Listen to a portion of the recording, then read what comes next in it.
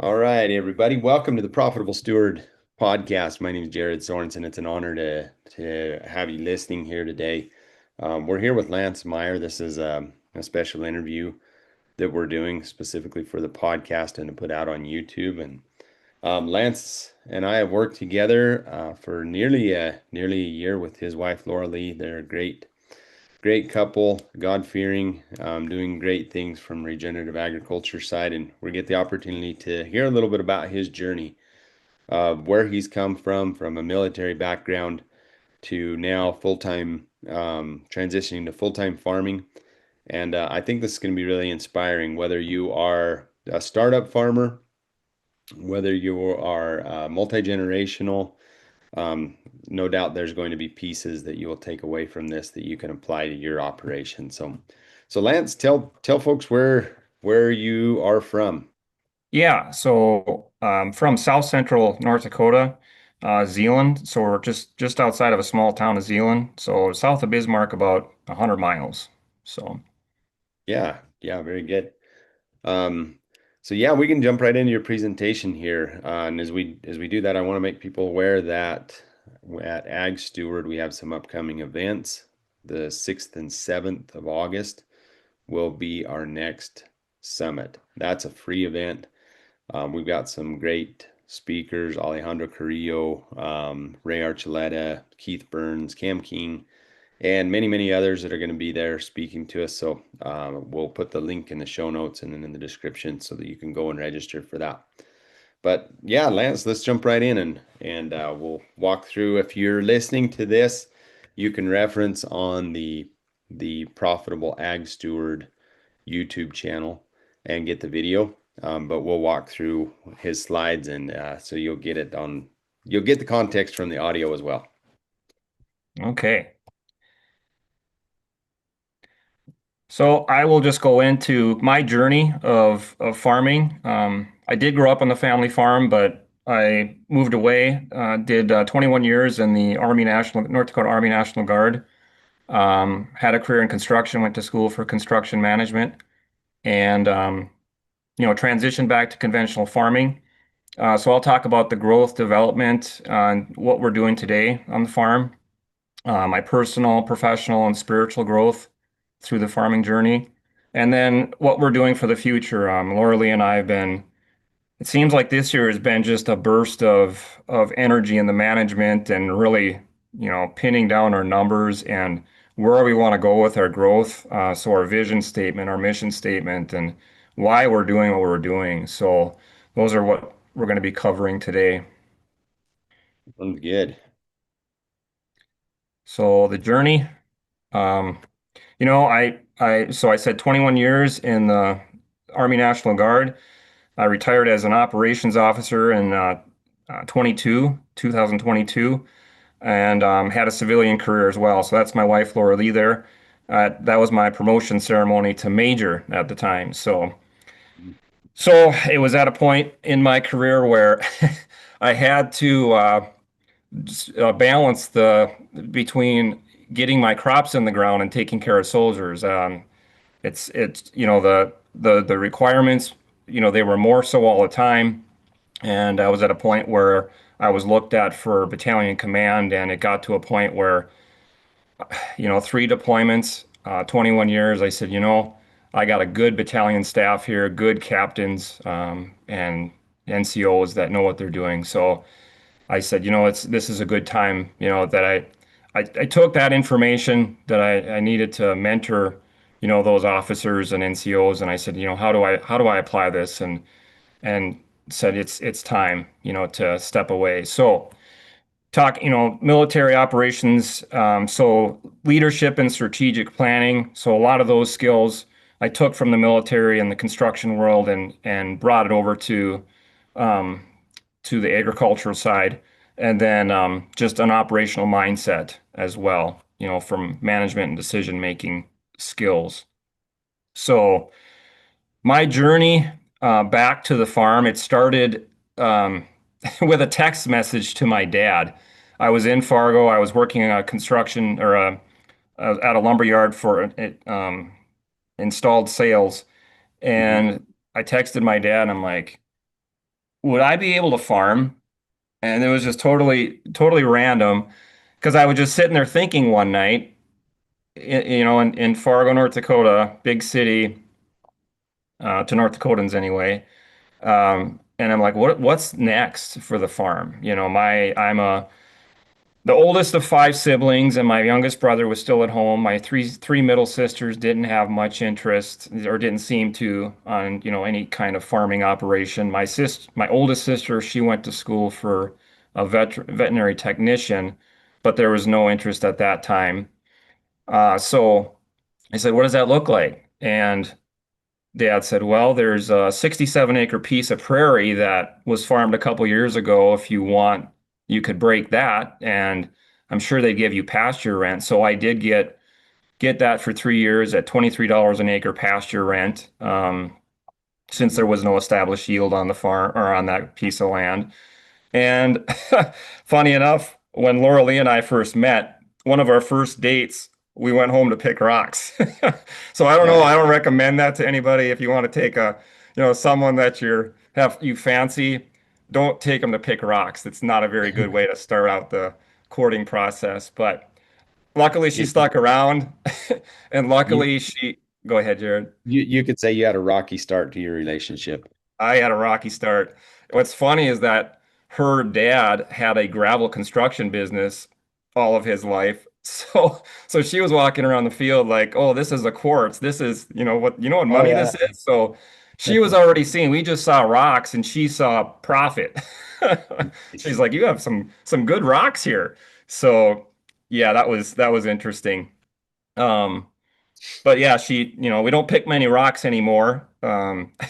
That's with no-till, we kind of eliminated that. We've actually consolidated some rock piles and things like that. But over the years, we added land slowly. So, started off with that 67 acres for, I think it was 4 or 5 years, and then added up to 130, and then last year we decided all Dad's ground that he rented, we're renting all that now. So we have 395 acres of wheat, soybeans, and flax this year. So Nice. yeah, just looking to have a career in the farming realm to keep the legacy going. Um, Initial steps and challenges faced when starting. So um, just learning different things. When I came back to the farm, I kind of approached it the same way as I did when I was a young second lieutenant, coming into my first platoon. Like, you don't want to rock the boat right away. You want to just observe what's going on here. How are they doing it? Why are they doing it? Asking questions. And I remember farming as a kid, what that looked like. But that was just from the helping standpoint, and we had chores to do. We didn't really get much into what do you think. It was just this is what we do. But coming back, from the business paradigm, I started to see how does this work? Because, from a military operation or a construction project, I was used to doing an estimate for a customer and knowing what my profit margin was before I even stepped into that project, going through it with the customer, having everything laid out. Well, farming is not like that. So it took a while to shift that. But what I did realize was it's like, well, we can put enough information together to know what those profit margins should be, so I can go in with a proper plan.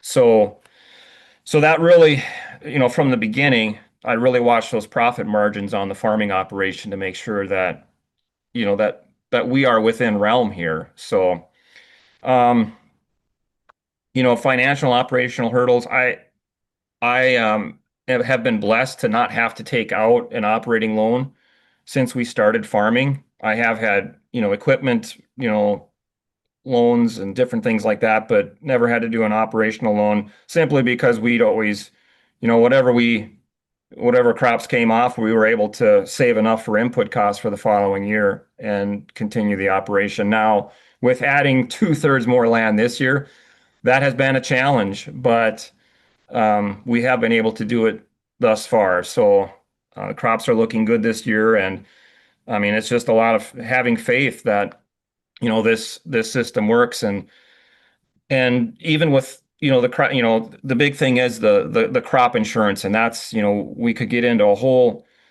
can of worms with that, but it is what it is. And you have to just apply what works for your context and, peel back accordingly. So I do take it, but I'm slowly peeling back as well. Um, so yeah. And then as far as different varieties, like the adaptability, we have been doing different crops as well. So I started off on that first 67 acres with sunflowers, and then it went to soybean and wheat rotation, and then we started adding corn about 5 years ago, and it was corn and soybeans, and now we're starting to slowly, incorporate rye and flax and some other things. So yeah, that's kind of where it started. And so transitioning over from conventional to regenerative, uh, I was introduced, I had no idea what that even meant until 2021.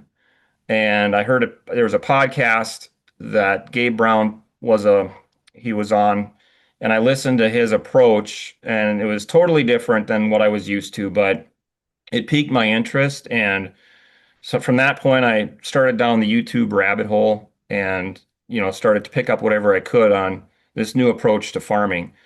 Um, and what I have learned, I've learned to start small and scale fast. So you don't want to you don't want to bet the farm on a large change that you're unfamiliar with. I know I've heard someone said Warren Buffett, he never invests in companies that he's not intimately familiar with. And I think that's the same with some of these new concepts. I mean, we need to see it and feel it and know um, what we're working with before we make drastic changes. I mean, they're good, but there's a lot of different, I would say, tribes out there now of regenerative agriculture. And I'm not saying one is good or bad. It's just it's different. So I have learned that I really had to find out. It's like, well, what works for me? One tribe may not be what works for me. I need to try some of these things on my own and then be able to test it too.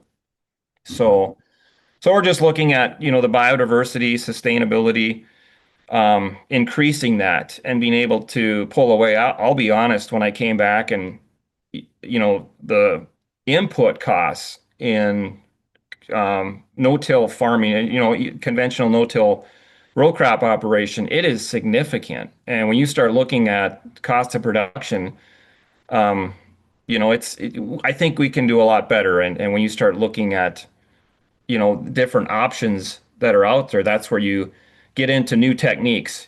So just getting out in the field and learning and adapting with your crop and seeing what works and what doesn't, and just the awareness of what's there instead of just doing a pass and be done. So yeah, I started doing soil health testing. I did, the conventional Malic testing before in the past through Midwest Testing, and a couple years ago I switched to the Haney test. So Haney test, soil test, PLFA, phospholipid fatty acid test, and plant tissue test to understand how nutrients are being able to cycle through the crop. And being able to read that too, it's not just what information we have, but what are we doing with it and how are we cycling it and when are we terminating those crops so we don't get an accident, because I've seen people that they want to have the the biggest baddest cover crop, and it's like, well, you're way up north, there's no way that nutrient's going to cycle in time. So I learned a couple weeks ago at a field day that the general rule is, if like carbon to nitrogen ratio, if you have a plant carbon to nitrogen ratio that is in line with your average rainfall, you can, it's safe to say that you'll get most of those nutrients back in that season. So if you terminate, let's say for instance, I'm a 20 inches annual rainfall in my region.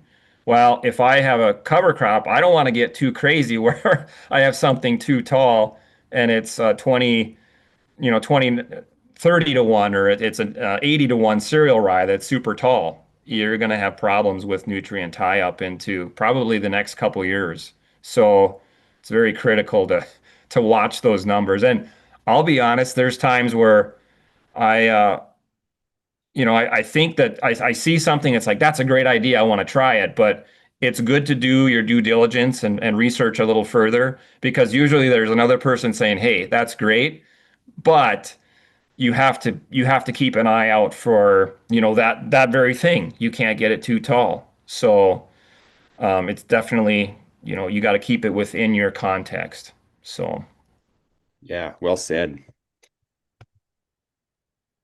so navigating generational perspectives and working with parents. So my dad and I balance each other out. Um, he's got tried and true practices that have worked for his no-till system for many years. He knows it, it works. It's like the engineer handbook in the military. It doesn't make any sense to civilian engineers, but it works because they did it in war. So, these guys have been through the battles of the seasons with farming, and it works. So to incorporate new ways of farming, it takes good communication, and sometimes that makes me be the guinea pig on my own operation, my own acres, to say, well, and he's just watching to see, is it going to work, or is it going to be something we learn from? So, um, you know, and then you get into the generational knowledge, respecting, he's done it for decades, so there's a lot of young farmers and ranchers that get out of college and they come home to mom and dad's operation and they say, I've learned all these things. We're going to do things different. Well, the thing is that, those parents worked very hard. There was a lot of sweat equity that went into that operation. And the reason, that those kids can come back to the operation is because their parents made it viable and it's still there for them to come back to. So I Yeah. think there's honoring that piece of it. And a lot of these farmers and ranchers, they are doing the best that with the information they have. And a lot of these new practices, we're still learning about it, more information every day. So you look at Dr. James White and the rhizophagy cycle. I mean, that's something that's fairly new. And so when you talk about endophytes moving from through the plant and providing the plant with nutrients, that's very, very new. So I think it's a learner's approach to working together with, the multi-generational uh, impact, open communication. So, I think that I'm a, so I would be the fourth generation on this farm. My sister, she did come back, but she is, we're actually neighbors, but she actually bought a farm that's adjacent to, our farm. So they would be a first generation. And we've had conversations about the pros and cons to both. So, Mm. I mean, there are benefits where, as working with a multi-generational farm, there's equipment, there's infrastructure, there's things that are there, but my hands are kind of tied as far as what I can do in innovative practices. Or it's almost like you have to sell the sell the idea before it starts. So my sister, they can just run with it, but they also have the constraint of, financially, they need to flip the bill for a lot of that. So there's no one easy answer, but I think it's just understanding the context. And there's a lot of people, first generation farmers and ranchers that have made a go at it, but usually the equipment and the structure, the infrastructure looks a little bit different than a multi-generational approach. So, Maybe you so might touch on it later, Lance, but how did your dad respond to some of the changes that you suggested when you came back to the farm? he, I think he was open to some of it. I mean, he would listen to, like, if it was a simple mechanical, equipment pass change, it wasn't too bad. But I think it was tough for him with the cover crops. some of the things like moisture, like, I don't want to plant a cover crop because it's going to suck up moisture.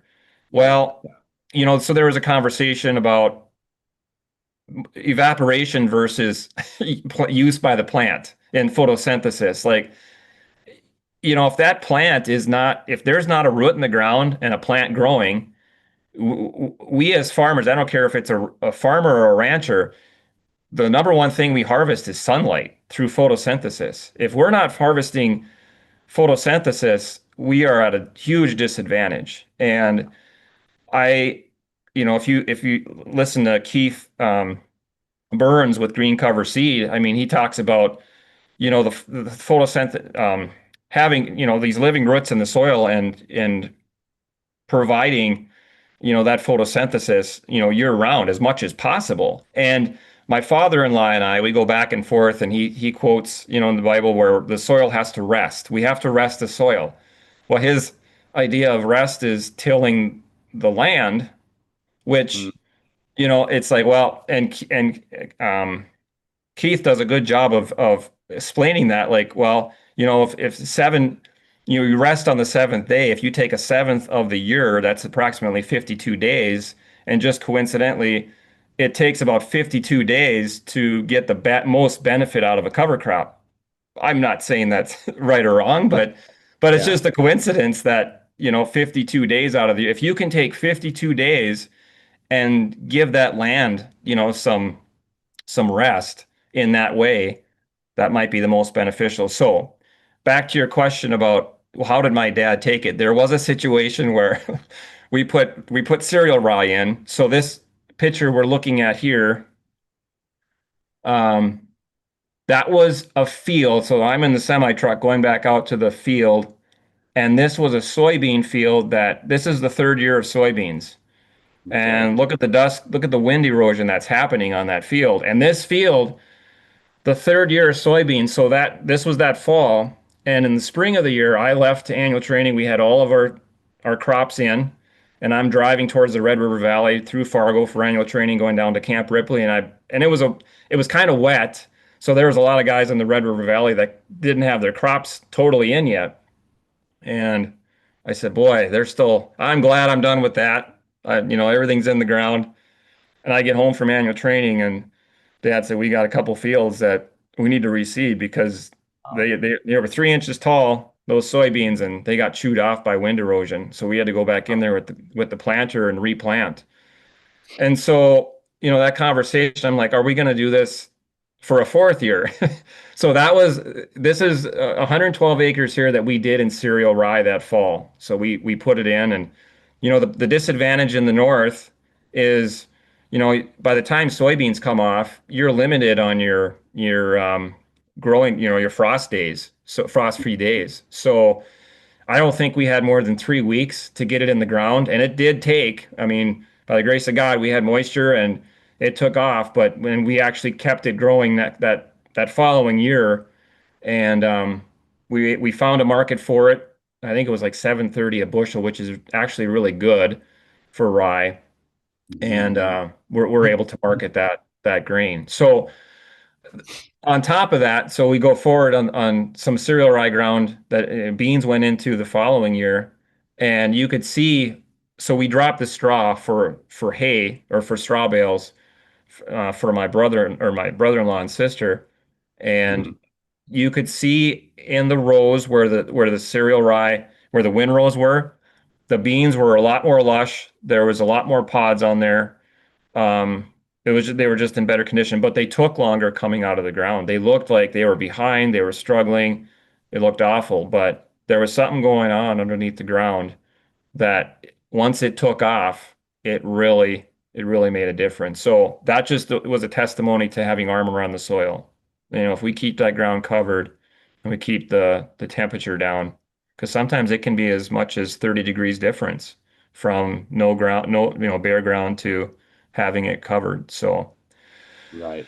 Right. so yeah. So that was, some resistance there. And even, now with herbicide passes, Dad has the sprayer and he did custom spraying for 30 years, custom application plus his own. So, there's times where it's like I want to spray only spot spray. He's like, well, you're gonna have to get me maps, and I don't know. I want to just do the whole thing. Fair, but so it's a balance, as Yeah. far as how much I ask. Is it too tall of an ask? So yeah, so there are some of those challenges, but I've just learned it's like what's acceptable risk to him, you know, and what are we willing to change? So it's some humility for me too. So Absolutely. Yeah. Yeah. Very good.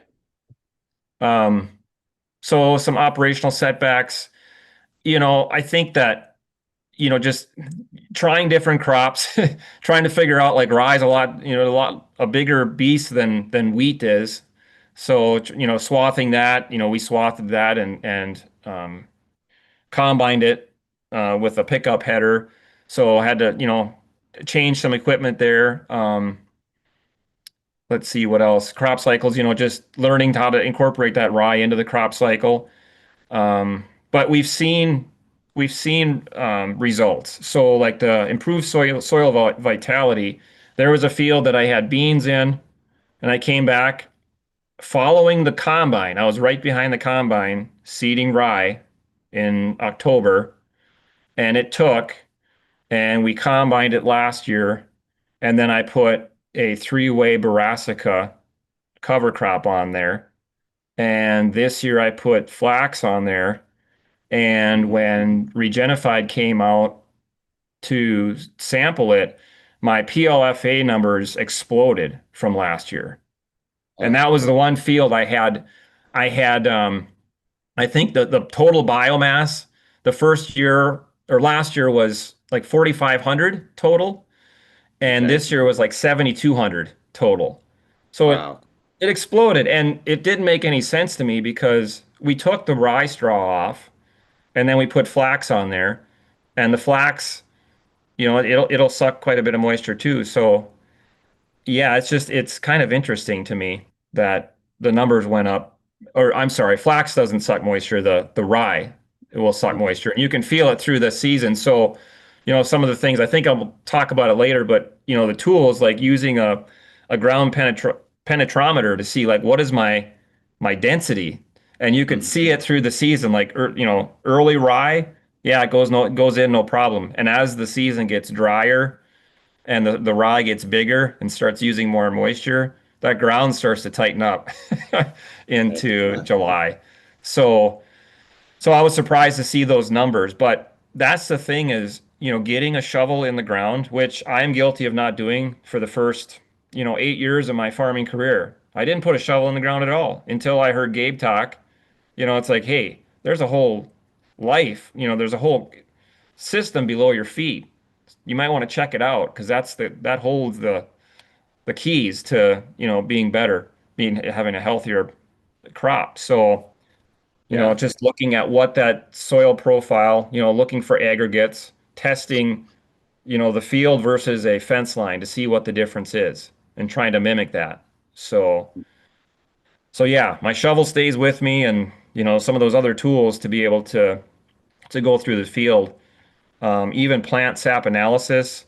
It's easy. If you go out and you start looking, you can Google it, like the plant sap analysis, the health profile. So different bugs will attack plants depending on their health, their sugar levels. So if you have a Brix below 8, you may have a lot of aphid pressure. And once it pops past 8 into 10, your aphids disappear. And so on and so forth. You can have grasshoppers they don't even want to eat plants either because there's too much sugar. It's too healthy. So once we create resiliency in those plants, we can start to hinder that. And it doesn't cost anything but a $80 tool, a Brix reader. So refractometer. So it's pretty Yeah. simple. Yeah. Very cool. That's So this is great to be able to get some context for the journey that you've been on. And again, no matter whether you're listening and you're thinking, oh, this doesn't apply. I'm not a row crop farmer. I'm a grazer. Or, I'm a small scale producer and I'm just a backyard gardener, or I even grow a lawn. I think all these principles apply no matter what scale you're at. Yeah. And I think it's interesting you mentioned that because Laura Lee's garden. So she grows a big garden. And a couple years ago when I started down this path, I own a tiller and I said, maybe we don't go down as, we don't bury it this year. Let's just go down enough to get the plants in. So she did. So she got, I think went down only 2 or 3 inches. But after that, we mulched. So the lawn clippings we put throughout the garden, got everything covered, and it was amazing. She said, "I can't believe how much less I water or weed." It just packed Yeah. down, and there was so much reserve there. And this year, I don't know if it's good or bad yet, but we put some rye straw in the garden this year.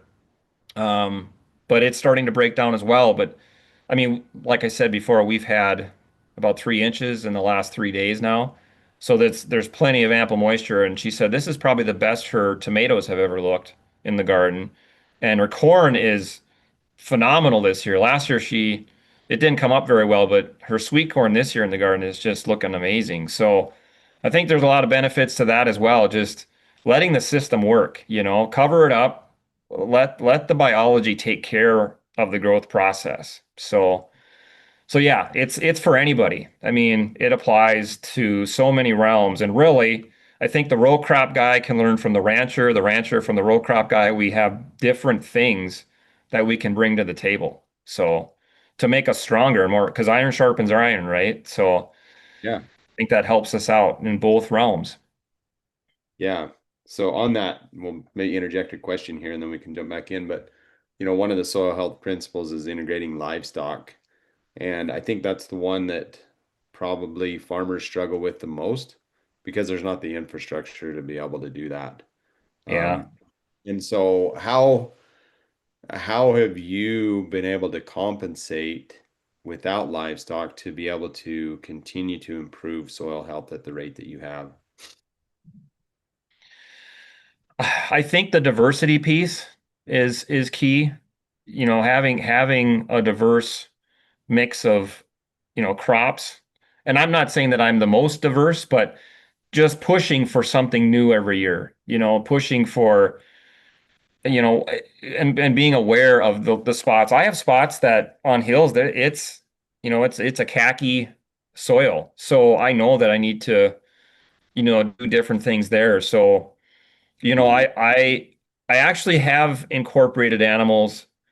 So my sister's cattle a couple years ago on some corn ground, we did run them in and Okay. graze that. And we're looking at, the low-hanging fruit in my operation is that it's co-located with my sister's pasture and her cattle. So there's opportunities there to graze some of those and some of those khaki hills, like I said, an opportunity to bale graze in the winter to build some of that up again. Um, Mhm. I'm looking at some, after wheat, some cereal rye on about 30 acres co-located with her pasture that is an opportunity this fall. So it's, it's just the low-hanging fruit looking at how do we, instead of compete, how do we collaborate with and become affiliate partners in this operation. So they do direct to consumer. So Berman Frontier Ranch is the name of their company, and they do direct to consumer beef. They also have I think it's A2 milk. They got a couple Guernseys that they do A2 milk as well, eggs. So they're doing, I mean, they're the protein side, the milk side. So, trying to cut back, and I've talked to her about, hey, what can I grow for you? And Mhm. someone had Yeah. quoted this a while back. I want to be a wanter needer finder. I want to find what people are looking for, what they need, and grow that. So even if it's a small amount, like I said, start small and grow fast. So for my sister, she was buying bags of oats. I said, well, we can go grow oats. Let's grow Yeah. some so you don't have to go searching for it. So just working together in that realm. Awesome. I'm just looking through this. So yeah, the soil health improvements, crop diversification, and then the technology. We've done different things to our planters. So precision technology that allows us to use less corn, to be able to switch populations on the fly. So some of those hills that you're not gonna have top yield anyway, cut the population back so you can save some money. Cut the fertilizer back, in certain areas that makes sense. And I've even done trials where we ran out of starter fertilizer, or our liquid 28 fertilizer side by side. And I said, well, let's see what it does. And there was a soybean field that I ran out of starter, and I took the chain off the pump and finished the rest of the field.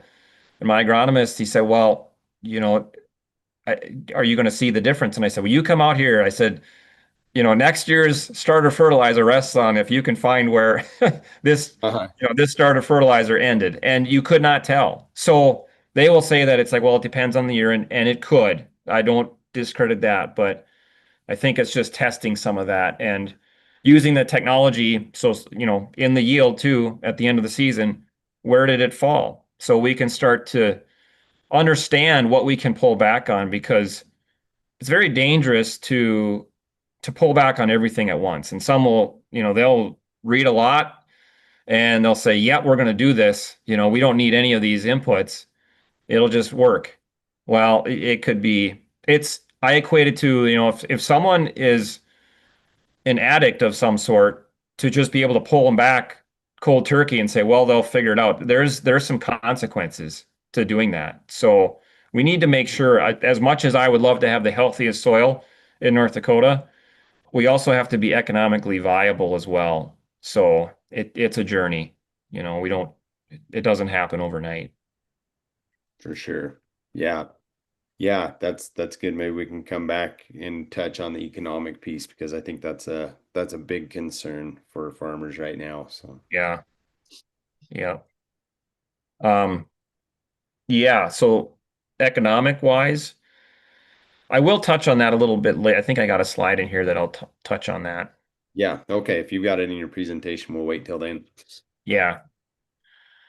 So a couple years ago, I grew conventional corn, and I it was pounded into my head through listening to different speakers. You have to market. We as farmers and ranchers, myself included, don't do a good enough job of marketing their product. We're a lot of times price takers instead of price makers. Hmm. So when I bought my first conventional corn seed, I reached out and I said, I want to market this. If there's such a need for this conventional corn, where are the buyers? Do you have a list of buyers? And my seed rep sent me one 4-page list of buyers throughout the Midwest region. And so I started making phone calls to see where I can market my product. And a lot of these purchasers, they're happy that a grower is reaching out to them. Usually they're cold calling, they're trying to find these products to meet demand. Hmm.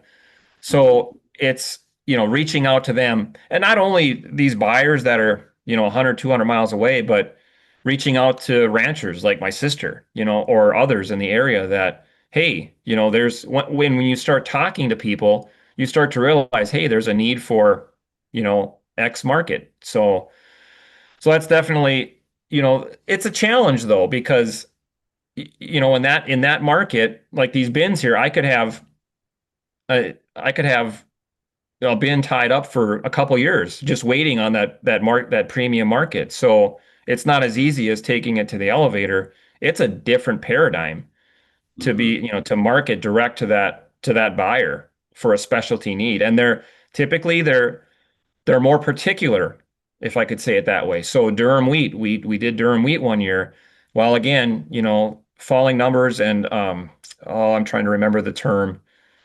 Um, Basically the bakeability, how high the bread rises, but they do testing on every truckload. So it's, going into that approach, there's more to it. And I feel that a farmer or rancher probably needs to be spending about 3 times as much time marketing than putting than producing. So we're good producers, but we need to spend a lot more time. And in our region, there's a lot of winter, so there's no excuse for us not to be working on the marketing side a little more. So this and part of the expansion, it's not so much in markets, but so these three bins we put up last fall.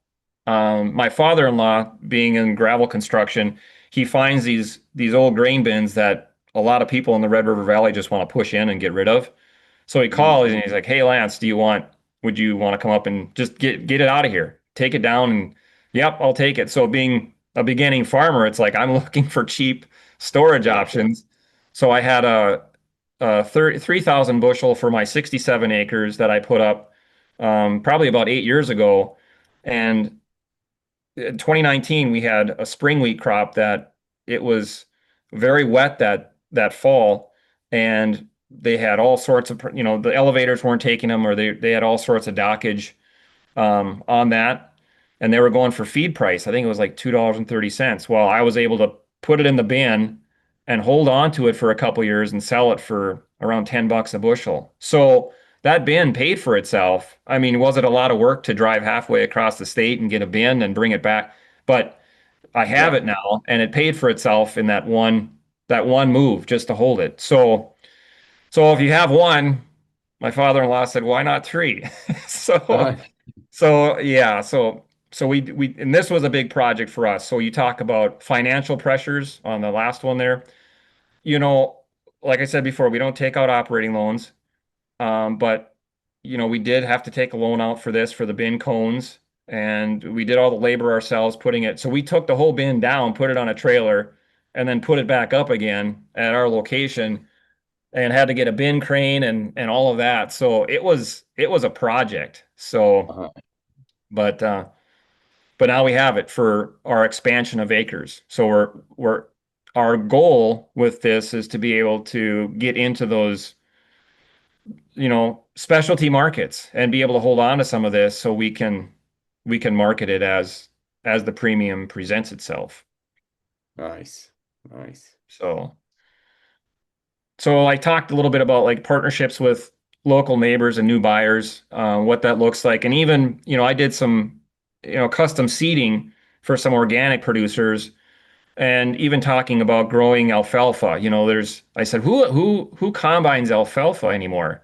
And there's one guy that's about 40 miles away from us that he still does it, but very few Huh. and far between. So it's a marketing opportunity. And I've talked to Gabe Brown about, different approaches to, specialty, cover crop seeds and different things like that. But usually if there's a premium for it, it's going to take some time, and it's usually harder to get that dialed in. So, there's different combine settings, there's different, harvest requirements that an alfalfa crop or a hairy vetch crop or whatever that is, that is not commonly harvested.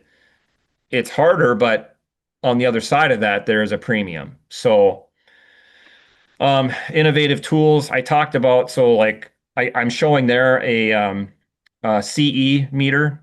It basically measures the voltage in the ground. So you can kind of tell what condition your microbes are in just by putting a probe in the ground and measuring that CE. I think like between zero point 0.3 to zero point 0.6 is in the spring of the year. You're going to see like a millivolt, zero point 0.3 to zero point 0.6, is it millivolts or microvolts?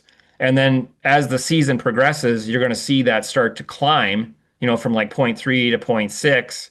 And then once it starts to go into reproductive phase, you may see it really like cranking zero point 0.6 to zero point 0.9.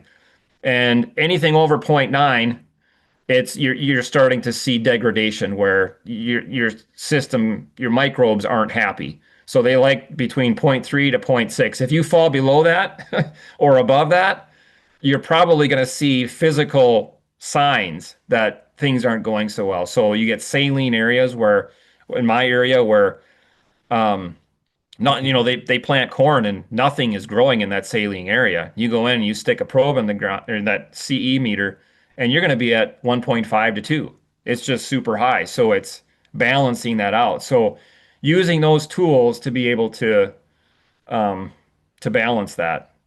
And then marketing efforts, yeah, we talked about that a little bit too. Just looking at different ways to market, looking for possibilities to to market a little better. So, Cool. to your point, Jared, we were talking about the pricing right now. So the commodity market as it stands, I know in my area, wheat was under $5. I think it might have climbed over. Corn was at about 330 and soybeans were 960. The margins are very, very tight on these crops. And I I think that my approach, instead of trying to do something really good, like I'm going to try to get the best yield, I'm going to try to get the least, the least fertilizer input. I think if we can do 5% in all of those areas, like if I can have 5% less in my input costs, and if I can get a 5% more on my the sale of my crop, if I can spend 5% less fuel, all of these things add up to, I mean, when you add them all up, you could be at 50% more profit, but you have to know your numbers in order to do that.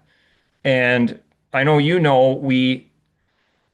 we've worked with a different accounting software now that we're able to pin down by acre, by crop, by field, what our profit and loss is. What are our input costs? What are we getting back out again? So that's Yeah. been eye-opening for us is, to see that. And through the Regenerative verification process, you know, having a list of all of our inputs, fertilizer, chemical, seed, and when you start to look at the number of passes through the field, I don't think we fully, maybe some do, but I didn't fully grasp how many times and how much we're putting out there. So yeah, that's been eye-opening. So I think doing a little bit in every area to be a little bit better, and I think that speaks to all of us as a whole. Like, if we could be 5% better in all facets of our lives, that would make us a lot better person, just to do a little bit better in every area of life. So that may be some of my military background speaking, but yeah, the marketing side right now, it's a challenge this year. And especially, we talk about subsidies and different things, it's even more so challenging when, as even a first generation farmer, like we were saying earlier, you know, how do you do it, to start out and start out on your own. The pocketbook has to be so large for some of these beginners nowadays. So we cannot, as a first generation farmer or rancher, I don't think we can't look at fighting the giants on our own. Like the farms that are 5, 10, 15,000 acres, that's a whole different mindset than as a first generation farmer or even someone young coming in, multi-generational farmer. How do we add value to this operation? How do we do something different that is innovative, that we're not even we're not even fighting the same market? And I can't remember. I think you said it once, or there was like, a red market, everything's a red market, but instead of trying to be the best in the red market, just be a blue market or Yeah. whatever color I mean, just be a totally different market. You're not even competing anymore. So, and those that are successful at that, when you ask them what the price of any commodity is, they're like, I have no idea, nor do I care, because they have found their market strategy. So, Yeah. Yeah, that's really good. On the uh, economic side, how important is it to know your break-even cost per and I guess do you track that on a per field basis, on a crop basis, or kind of what are it, I go ahead. yeah, I guess is break even what you the metrics that you look at, or is it something else that you track and keep your finger on the pulse of? I usually keep track of like per acre. Hmm. That gives me a good idea. and I do my cash flow projections at the beginning of the year. So based on, I'll look at, commodity prices. So I'll look at the 1 year, 5 year, 10-year average and see, okay, where are we at? How much has it fluctuated in the last year, in the last 5 years? What is the likelihood that it's going to fluctuate? And we don't know. I mean, there's so many global um, issues that could arise that change that. But you have a mean average of, okay, this is what we should be planning for. Some will plan for, the crop insurance, whatever the crop insurance price is. But again, that's, if you look at the market in a 1 year, 5 year platform, I feel that I have more security in that, knowing that, okay, this is what my mean is. And then planning, okay, well, based on that, this is how much I can afford to spend. And, and then watching my weed pressure, and watching how much I'm putting on, as far as chemicals, herbicides, um, fertilizers, because there's a whole nother facet to that as well. There's a lot of trials that farmers have done that shows more is not better when nitrogen fertilizer is applied. I mean, you may put on 40 more pounds of N and only get a 3 or 4 bushel yield response out of that. Well, that doesn't pay. I mean, you're buying bushels at that point, and we shouldn't have to buy bushels. So I think that's where, cutting costs, and another side of it too is the equipment infrastructure. Do I need the nicest, newest equipment, or will it get by? For me, on 395 acres, I have a 15-foot no-till drill. I may have to run a few more hours in the field, but it's paid for. And Yeah. I'm fine with running it a little more because I don't have the acres that some do. So it's how many acres per piece of equipment, you know? Yeah. And So, you mentioned the accounting software. I think it's safe to mention the name here. I actually was on a conversation with Ambrook this morning. okay. How have you liked utilizing the Ambrook software? I like it because they have been super supportive um, in getting us set up and really understanding our operation. And we actually started working with them as kind of I- not a bookkeeper, but a consultant. So we'll sit down with them about every 2 weeks at this point and go through, okay, how do I set up my fields? How do I set up my projects for, I want to do 100% fertilizer, 50% zero, and run trials. So that'll be my projects. So setting up those things and figuring out shortcuts to, there's so much that they are changing on a day-to-day basis for the better. And so having somebody that brings me up to speed as to what can we do that simplifies the bookkeeping process and that allows us to keep a pulse on our profit and loss. And that is huge. I mean, even from a family side, standpoint, to be able to, for Laura Lee and I to sit down and talk numbers real quick and be able to see the reports and Yeah. utilize those to make financial decisions. That's huge. So I really appreciate what they're doing. I think that they still, like the cash flow projections, they know that they need to work on that. Um, they're actually, what else? They're looking at a couple of different things that a lot of, they're responsive to the feedback that people have. So if somebody, if they're looking for a certain item, they're conscientious of that and they're looking to bring it into their system. So one of the examples is I say, well, okay, for grain inventory, how do I track that as an asset and where do I put it? So they're looking at having a bushel inventory on Ambrook where I can actually allocate, so many bushels of grain because that's important to me. If Oh I'm yeah. using that seed for the following year, well, I want to be able to take out of my grain inventory and add that as an expense to my cost of goods sold. So we're Exactly. looking at those pieces too. And I think it's having a customer that just gives feedback too and say, well, what about this? Have you thought about this? And they're open to it. So I think they're doing good things. And the thing about I've used QuickBooks, I've used Quicken. It's just I feel like we're trying to for the agricultural side, sometimes it's like a square peg in a round hole. We're trying to do a bunch of workarounds to make it work, for the accountants and for the CPAs, bookkeepers, and sometimes it's not as intuitive as we'd like it. So, and it's, some people make it work, but I wanted something that's a little more user friendly. When I'm on the road for work, Laura Lee can call me and I can jump on my phone and look at the app and we can be looking at the same thing that she's doing. So Yeah. that's huge. So Yeah. all my invoices I can scan in and I have it right there. So if I need to know what the price of my seed wheat was, or my dad is very informal, like, hey, I like that wheat variety, or this bill from the fertilizer company doesn't make any sense. And I can just type it in on my phone and have it up in a matter of seconds and say, this one? Yeah, that's it. And Uh, away we go. So they've really streamlined it. yeah. Yeah, that's great to hear from somebody who's using it in the field and making it work. And I appreciate the dedication that they have. They just had a huge capital raise, and so they're able to put a lot towards additional development. And I mentioned to them too, the cash flow budget is the one thing that I would love to see come out. Yeah.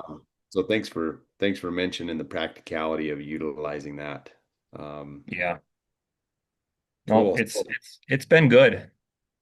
On the kind of on the economic side, before we leave that, how many acres how many acres does a person need to be able to replace his off-farm income and be a full-time farmer? I know there's a lot of variables, but so how would you answer that? I think it's how much net profit do you need Uh-huh. versus acres. That's the struggle and that's the paradigm.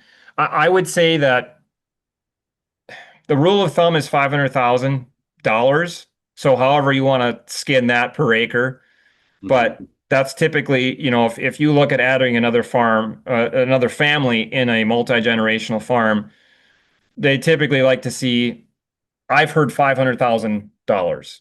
So about half a million in total, in additional gross revenue for that farm to support another family. And I'll be honest with you, that's not where we're sitting here. However, I have an off the farm job. Laura Lee has an off the farm job. There are certain things that I can't do because there's only so much time in the day. So, that's why we're looking at making that change. But I'm looking at, right now, if I'm so it depends on the crop. A soybean crop, depending on a good year, you can have 200 $200 an acre, profit on a good soybean crop. On a bad rye crop, you may only have $40 an acre. I mean, it swings so much. So that's where how do we get to a point where we can increase, profit per acre to a point where we can have a legitimate conversation about, you know, a good living off the farm or ranch. And that's Yeah. that's even for ranchers too. It's like what is our profit per acre, Um and to back into that. So, Yep. taking a couple acres, it doesn't have to be 30. It can be two and say I'm going to run, pasture poultry or hogs or do a specialty chicken feed, something like that, just to try to see what the difference is. And if it's scale, if it's like, yeah, we were the most profitable on this 2 acres, well, you have something, scale Mhm. it and start to work. But again, like I said earlier, it doesn't happen overnight. It's through trial and error. I think networking nowadays, through podcasts, through different, media platforms, we can decrease that timeline so we don't have to Mhm. wait as long. But I think that it really needs to be looked at through profit or yeah, profit per acre. What is my net profit per acre to break away? So Yeah. uh, Yeah. And that's there's my answer. and as you've mentioned, there's probably a inverse relationship between production and profit per acre. in a lot of instances. In other words, if you're trying to reach those record high yields, it may actually hit the law of diminishing returns and Yeah. be less profitable for higher yields. Yeah. Yeah, I would say so. And that's where, doing I I think becoming your own agronomist is probably the most for a row crop producer is probably the most uh productive thing that they can do to increase revenue. A story. So I had um my wheat was at the boot stage, and I had a feeling that we're going to run out of nitrogen. It's going to start to we're going to run short of nitrogen. I wasn't sure, so I did a plant tissue test and I sent it in, and I didn't get it back for 10 days.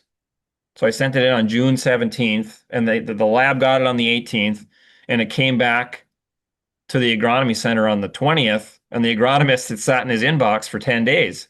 Well, by that time I already applied because I didn't want to spray it with the aerial spray because it was so expensive. So I looked at the ground rig application and I said, well, I don't want to knock down a bunch of wheat because that tire track times two, I mean, that adds up too. So I applied. Well, then when I get my soil sample or my tissue samples back, it was it was not it was low on sulfur and boron and calcium. Well, if I would have known that, I would have put, those amendments in with my nitrogen, and I probably would have cut back on some of my nitrogen in some fields because it didn't need as much as I applied. So that's where I learned the hard lesson. And even going into next year, like I need to test more, soil testing, plant tissue testing, um, reducing some areas where, I think I can cut back.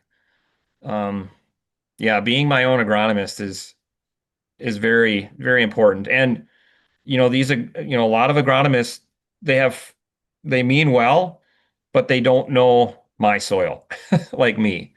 So Yeah. Yep. Yep. Very, very good. We had a conversation in one of our coaching calls about going beyond the more scientific testing and maybe more into the spiritual realm of asking, what does the soil need? What does it want? Do you want to share a little bit about that experience and what that means to you to be a steward over the land and having that connection? yeah, I think that, you know, it's too easy to impose our will on the land and instead of working with the land. So I've done, part of my goal this year was to make it out to my fields at least 2 times a week. And walking through the fields, there's times where you can feel that going back to that tissue test, you can feel that there's something that's lacking, or you can feel that there's something's not right, or it's really good. There's an area where it just looks phenomenal, and to be able to be grateful for that blessing, that the land is giving us.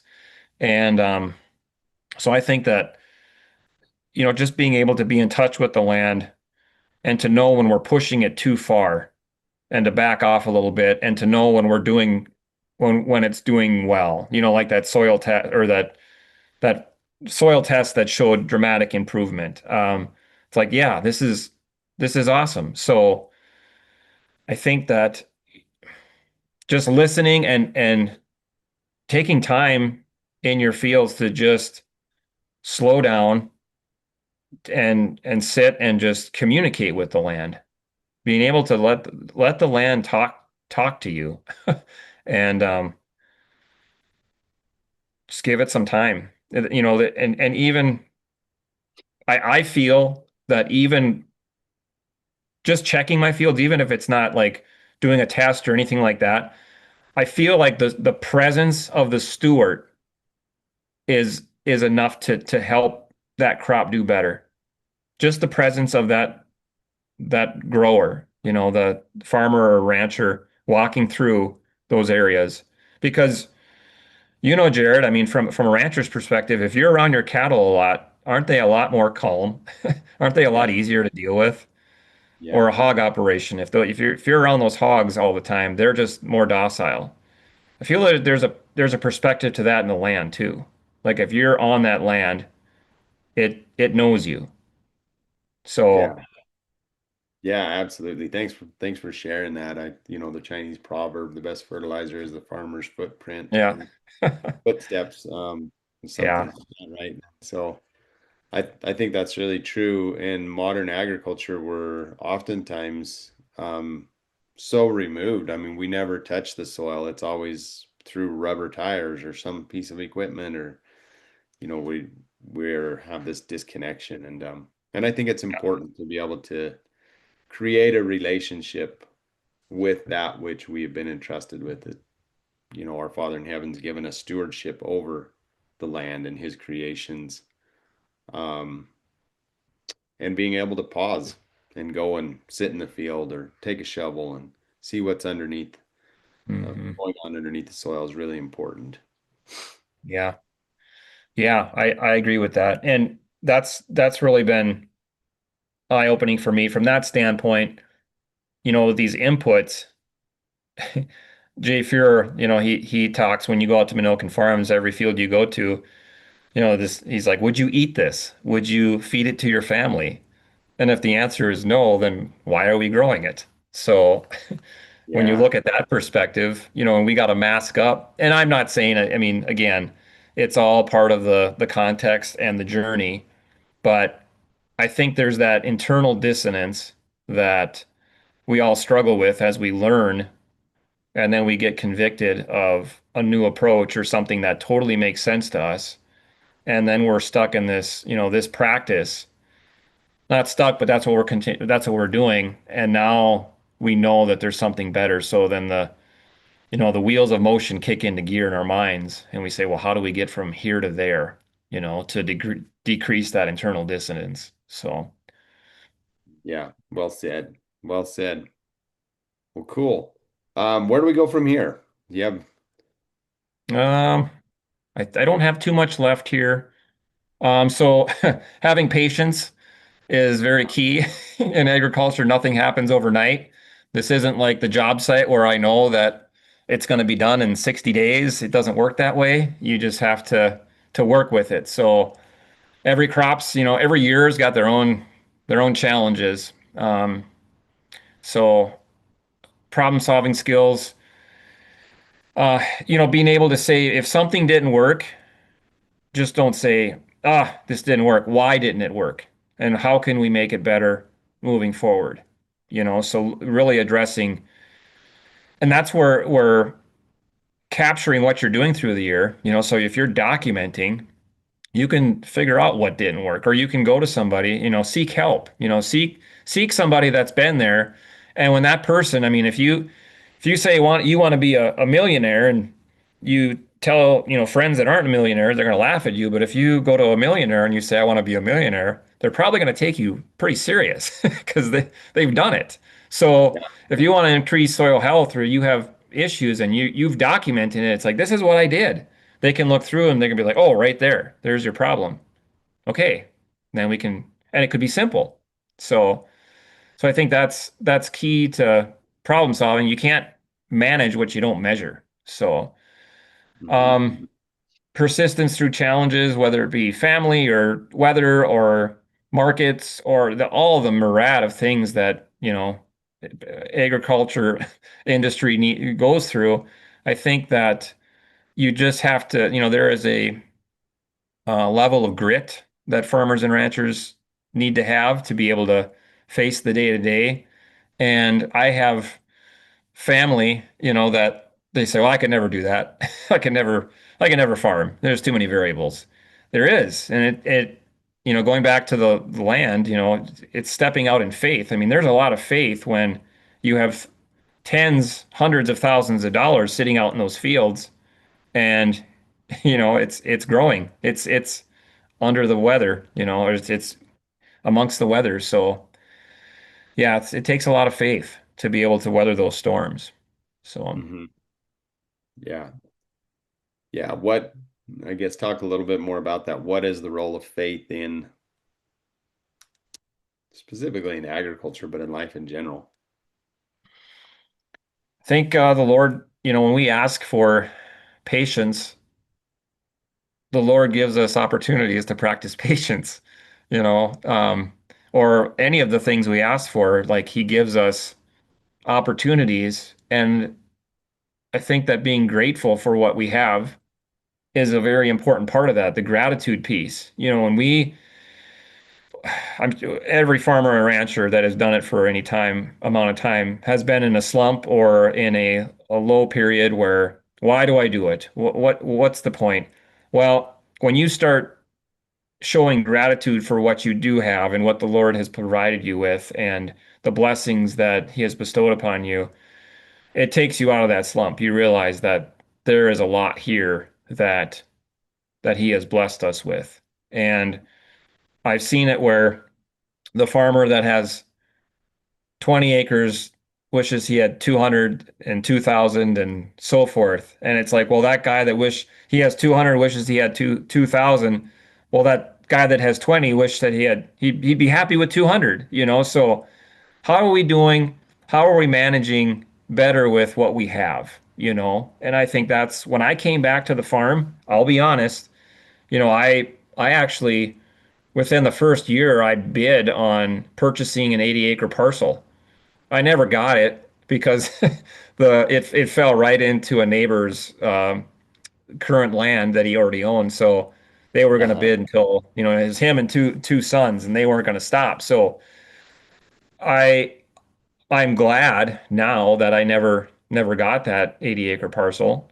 Uh-huh. It would have put us in a dramatic financial situation really early, and it would have been stressful for us to deal with starting out. So I think looking back, he guides us from making, sometimes bad decisions.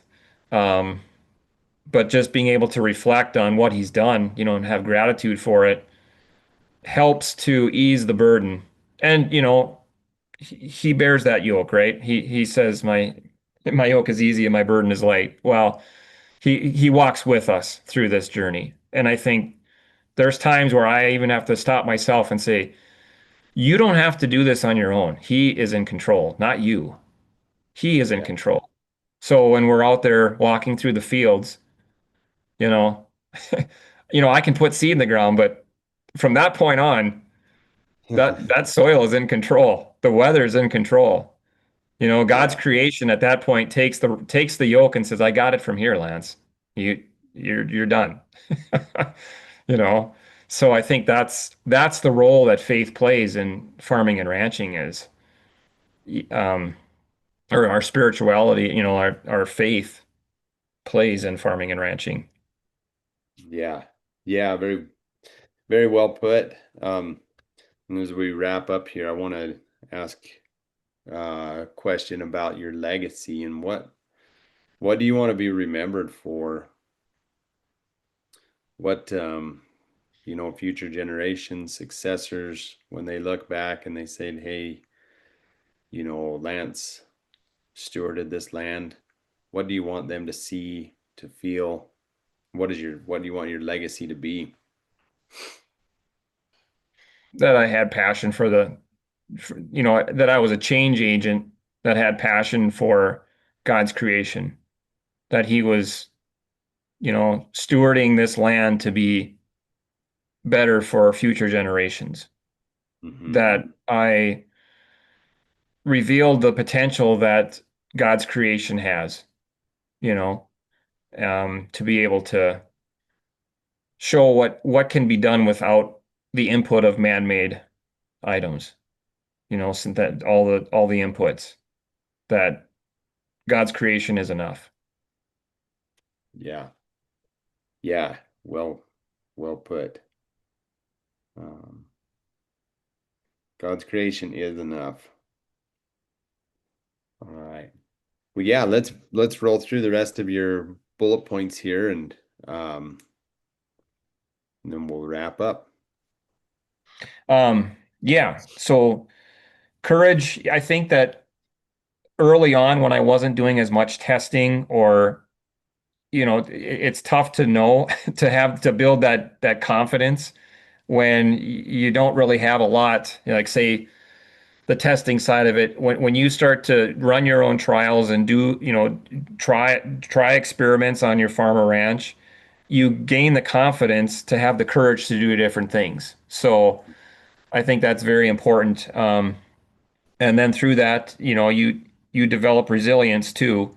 So, you can weather, if you've made it through one experience that wasn't so great or was great, you can, you look back and you say, well, Lord, if you led me through that, you'll get me through this too. Based on historical evidence, you've got me through this before, so and then, you know, seeking guidance, if like we talked about earlier, if you're struggling in an area, I used to think that, oh, I need employees or I need, people to work for me. And it's like, um, Who Not How by Dan Sullivan changed my paradigm on that, where Uh-huh. instead of, looking for employees, it's like look for coaches that can help you shift your paradigm and look for experts that can move you forward a lot faster than you ever could. So I think that's been because either way, you're going to pay someone. You're going to pay a coach or you're going to pay wages. So, they're Yep. both working for you. But, how are you growing? Sometimes it's not, it's like, well, what am I becoming through this process? And that's where seeking guidance and having your documentation so those coaches can help you can really reap a lot of good benefits. Absolutely. Yeah. Yeah. Very good. And then, trust the process. So we already discussed that in length. Gratitude, we talked about that. And then reflection too. I think there's another one of Dan Sullivan's books, but the horizon, if we always look at the horizon and we always try to say, well, I got this far and now I want to grow a little bit more and a little bit more. And it's like, well, if you're always trying to stretch to that horizon that's always moving, we're going to burn out. And Mhm. I I s- I have been at points in my life where I had four jobs. I had the farm, I was working at a lumber yard, I had the military, and I think I was running mail route at the same. So I had four different things going on. And people said, "Oh, you're so busy. You should probably, you know, peel back a little bit." And I said, "Wow, that's nice of you to say, but I'm fine." Until I did start peeling back. And I think that we become if we're so busy, we can become callous to how busy we are. We don't really know it until we take time to reflect, to take time. I mean, honor the Sabbath. Take time, take that day a week to just be. And especially for a Midwesterner that's always going, it's tough sometimes to slow down. It feels weird, but at the end of the day, um, it definitely does help. And even not only just every Sabbath, but once a month myself just to be able to pull away, just take a day for me and say, okay, kind of like a mini self retreat. Where are we Mhm. at? And let the Lord speak to me. Like what is going on? Busyness is the enemy's tool, so we need to stay away from busyness. Yeah. Um, so that Yeah. reflection time is critical. Right. Yeah. Yeah. Amen. I couldn't agree more. We pride ourselves on how long of hours we work and things, but I'd liken it to the recovery time when you're grazing. Like overgrazing happens when you stay too long or you come back too soon on a pasture. The recovery time is so critical, and we think that we're different, right? we can just go, go, go and 7 days a week and 16 hours a day. Um, but something will give. Oftentimes our health, sometimes our relationships, sometimes our mental ability, our cognitive ability, our connection with our higher power, our spirituality. We're not made to operate that way. So I appreciate you bringing that Yeah. up. And as farmers and ranchers, we need that time for reflection, as you put it. Yeah. I'm not saying I'm the best at it, but I I I do try as much as I can, and yeah, it definitely I can feel the difference when I do it. So that reflection Mhm. time is huge. Nice. Mm. Some of these are kind of, yeah, soil testing, plant tissue testing. We talked about, the importance of doing that, and knowing, so you can track your progress, as you go through that, and then be able to track, what you don't need, just to become more lean. And going back to the economics on this, Jared, if I run a soil test or a plant tissue test, say it costed me like $1.80 an acre, and it shows that I have 60 pounds of available N. Well, 60 pounds times 89 cents, or 89 cents a pound. Well, that's, a good return on investment. I spent a Yeah. dollar 80 and I can save myself, 50 some bucks. So I think that a lot of people don't see it that way. I know, there's a lot of, they don't want to spend the money. They don't see the value in doing these testings. And it's like, well, the value is education. You're becoming aware of what's going on in that ecosystem. And by doing that, you're able to make better decisions that don't need synthetics. So when that agronomist says, well, you need this, well, I don't think so, because this is what I'm showing. So I think that, doing those tests really help. Yeah. Um, and then this one, so balancing off farm work with farming ambition. So, time management, um, discipline and planning, and energy. So saying no to things that aren't important. And that's something that I know we've talked about a lot in the past, what's, on your not to do list. So, Yeah. um, cutting those things out that are, frivolous, or it's like, oh, I'm helping out. And it's like, well, that's great, but you need to go relax. And it's like, well, no, I need to help them. Well, you need to take some time for yourself right now and relax. But the not to do list, so you can focus on the big rocks, that really matter. Because a lot of times, if we are not determined, well, I shouldn't say determined, but if we don't focus on those things, we can start to drift, and we can start to, fall into things that it was not our purpose to begin with. Mhm. So yeah, just that balance of time management. And I don't know if, it was always talked about in the military, and I think farmers and ranchers, they talk about work-life balance, and I don't know sometimes if that's always a hard one to get my arms wrapped around. I think that there's seasons. There's seasons of, spring planting and fall harvest. But I think that when the season is done, I think we need to take time to say, okay, how do we spend time with family? How do we make time for, those things that are important to us, when it's not critical. We may just get into a mindset where everything is critical, and that's not healthy either. We need to be able to, take seasons, to relax and reset. Yep. Yep, for sure. So, we talked about the record keeping already, and finances, that build confidence. So, I won't get into that, but yeah, so, the transition back to the farm from the military and construction world, just to be a change agent, in the family farm, embrace change, and then to be lifelong learners. We're never done learning. So that's one thing that the the military instilled in me is to be a lifelong learner. And I don't know if you talk to my wife, she I get going on this, on agriculture and the things I'm learning, and she's like, "Oh my goodness, it's a lot." So, but we're always learning more, and we won't stop learning.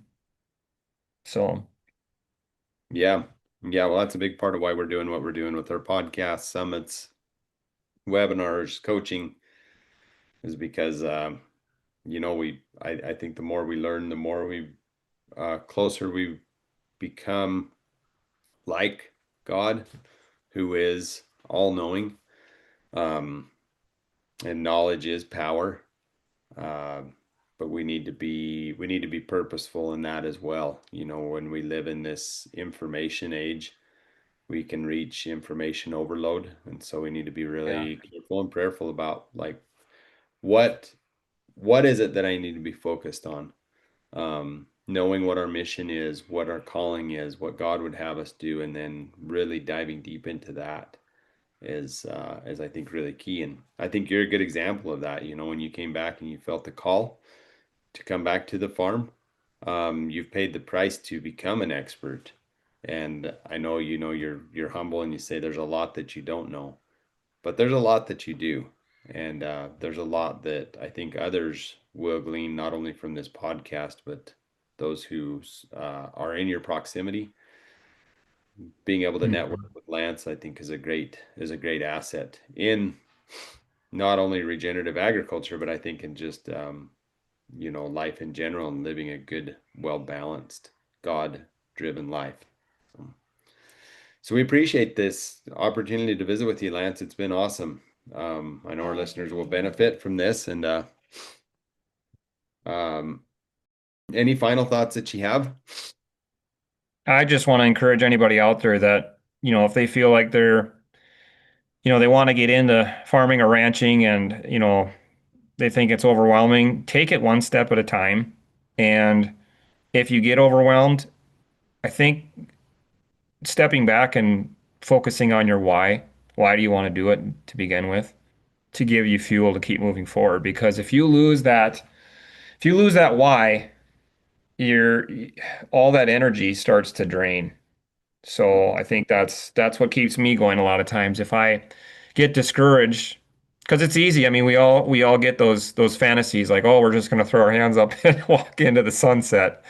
But the unfortunate reality, it's like, well, what is that going to change if we do that? Like sometimes I feel like the Lord puts these, he how is a diamond created? It's through pressure.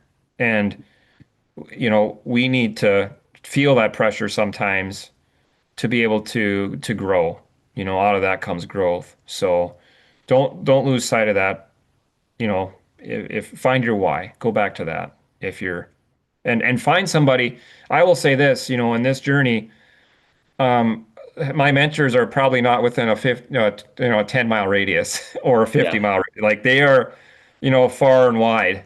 So be prepared to, feel like you're on an island sometimes. But I will say also that as you learn more, you gain a lot of you gain interest in friends and neighbors. So there's there's a lot of good opportunities, and I think this is probably one of the best times in in history to be farming and ranching because there's so many good things that are happening.